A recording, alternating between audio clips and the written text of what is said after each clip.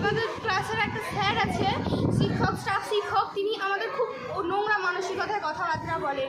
তার নাম বিপ্লব শাসমল। তিনি এই ক্লাসে এসে খুব নোংরা ভাষায় কথা বলে ছেলেদের সামনে, যেটা আমরা সহ্য করতে পারছি না।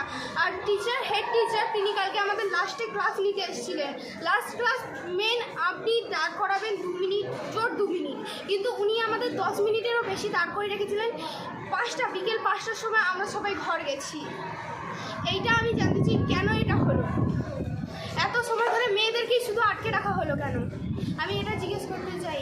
আর গায়ে হাতও তোলে স্যারেরা গায়ে হাতও তোলে। হেড স্যার নিজে আমাদের গায়ে হাত তোলে। যেই পড়াটা উনি দেননি সেই পড়াটাই উনি এসে ধরবেন, ধরে যে কোনো কারণে আমাদের গায়ে হাত দেবেন।